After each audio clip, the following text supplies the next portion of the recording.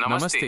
भारतीय सिनेमा के इस रंगीन सफर में आपका स्वागत है। आज हम बात करने जा रहे हैं उस अदाकारा की जिनकी अदाओं ने लाखों दिलों को धड़काया और जिनके हेयर स्टाइल ने एक क्रांति ला दी थी। हमारी प्यारी साधना शिवदसानी, जिन्हें हम सिर्फ साधना के नाम से जानते हैं। वो साधना जिनके झुमके कभी बरेली के बाजार में गिरे थे, भले ही आज कुछ धुंधली यादों में सिमट गई हों, लेकिन एक दौर ऐसा था जब उनकी एक झलक पाने के लिए लोग बेताब रहते थे। उनकी फिल्में रिलीज होती थीं तो सिनेमा घरों के बाहर टिकटों के लिए लंबी कतारें लग जाती थीं। और हाँ, उनका हेयर स्टाइल साधना कट ये सिर्फ एक हेयर स्टाइल नहीं बल्कि एक फैशन स्टेटमेंट था। उस दौर की शायद ही कोई ऐसी लड़की होगी जिसने कभी इस कट को आजमाने की ख्वाहिश न की हो।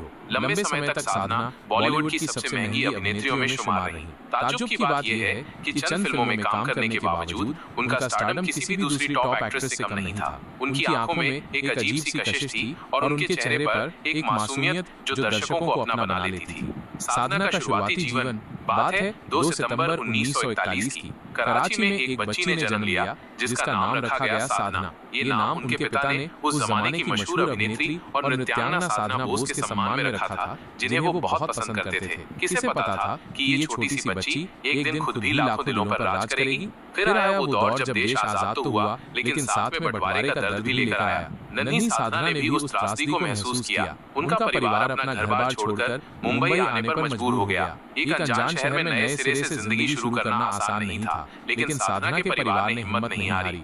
मुंबई की माया नगरी में साधना का बचपन बीता। शायद तभी से उनके मन में कहीं न कहीं अभिनय की दुनिया में चमकने की इच्छा पल रही थी, और वो इच्छा जल्द ही सच होने वाली थी। सफलता का सुनहरा दौर। साधना ने बहुत जल्द ही हिंदी सिनेमा में अपनी पहचान बना ली। उनकी खूबसूरती और अभिनय कौशल ने निर्देशकों और दर्शकों दोनों को ही मोहित कर लिया।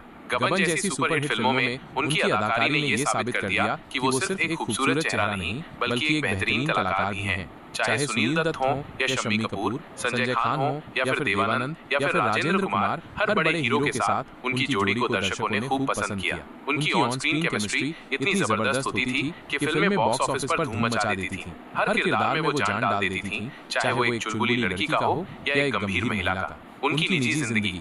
अब बात करते हैं उनकी निजी जिंदगी की। कहते हैं कि प्यार कभी भी कहीं भी हो सकता है। साधना के साथ भी कुछ ऐसा ही हुआ। अपनी पहली फिल्म लव इन शिमला की शूटिंग के दौरान ही उनका दिल फिल्म के डायरेक्टर आर.के. नैयर पर आ गया था। दोनों एक दूसरे को चाहने लगे थे, लेकिन उस वक्त साधना की उम्र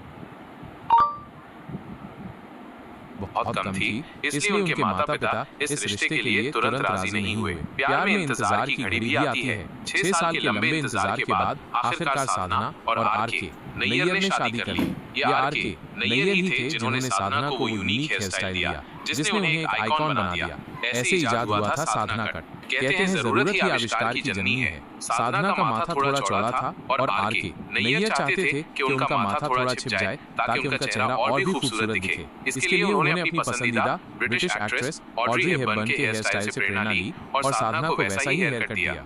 और देखिए किस्मत की बात, भारत में ये हेयर स्टाइल ऑड्री हेपबर्न के नाम से नहीं बल्कि साधना के नाम से मशहूर हो गया, साधना कट। ये कट इतना लोकप्रिय हुआ कि हर लड़की एक बार तो इसे जरूर आजमाना चाहती थी। ये उस दौर का सबसे ट्रेंडी हेयर स्टाइल बन गया था। ये भी एक दिलचस्प बात है कि वेटरन एक्ट्रेस बबीता साधना के सगे चाचा की बेटी थी। इस रिश्ते से करिश्मा कपूर और करीना कपूर उनकी मौसी लगती थी। बॉलीवुड में रिश्तों का ये जाल भी कितना अनोखा है। साधना और नैयर साहब की कोई औलाद नहीं थी, लेकिन उनके प्यार में कभी कोई कमी नहीं आई। दोनों ने एक दूसरे का साथ बखूबी निभाया। सन 1995 में नैयर साहब को अस्थमा की बीमारी ने घेर लिया और इसी बीमारी के कारण उनका निधन हो गया। अपने जीवन साथी को खोने के बाद साधना बिल्कुल अकेली पड़ गई। नहीं मिला कोई अवार्ड, पर दिलों पर किया राज। साधना एक जबरदस्त अदाकारा थी, इसमें कोई शक नहीं, लेकिन ये थोड़ी हैरानी की बात है कि उन्हें अपने शानदार करियर में कभी कोई बड़ा फिल्म अवार्ड नहीं मिला। हालांकि उनकी बेहतरीन फिल्मों वो कौन थी और वक्त के लिए उन्हें लगातार 2 साल film fair best actress award के लिए नॉमिनेट जरूर किया गया था। देर आए दुरुस्त आए, सन 2002 में फिल्म इंडस्ट्री ने उन्हें लाइफ टाइम अचीवमेंट अवार्ड से जरूर नवाजा। ये सम्मान उनके सिनेमा में दिए गए योगदान के लिए एक श्रद्धांजलि थी। जिंदगी के अंतिम साल साधना के लिए आसान नहीं रहे। उन्हें अपने घर के मालिकाना हक को लेकर कोर्ट कचहरी के चक्करों में भी उलझना पड़ा। बीमार होने के बावजूद उन्हें न्याय के लिए लड़ना पड़ा। ये बहुत दुखद था कि एक ऐसी अभिनेत्री जिसने लोगों को इतना प्यार दिया, अपने आखिरी दिनों में इतनी तकलीफें झेलें। वो कई बार बहुत ज्यादा बीमार हुई और फिर एक दिन पता चला कि उन्हें कैंसर हो गया है। ये खबर सुनकर उनके चाहने वालों का दिल टूट गया। 25 दिसंबर 2015 को मुंबई के हिंदुजा अस्पताल में साधना जी ने अपनी आखिरी सांस ली और इस दुनिया को अलविदा कह गई। वो भले ही हमारे बीच न हो, लेकिन उनकी खूबसूरत यादें और उनकी शानदार फिल्में हमेशा हमारे दिलों में जिंदा रहेंगी। मीरुत मंथन साधना जी को श्रद्धापूर्वक नमन करता है। उनकी मुस्कान और उनका साधना कट हमेशा हमारी यादों में रहेगा।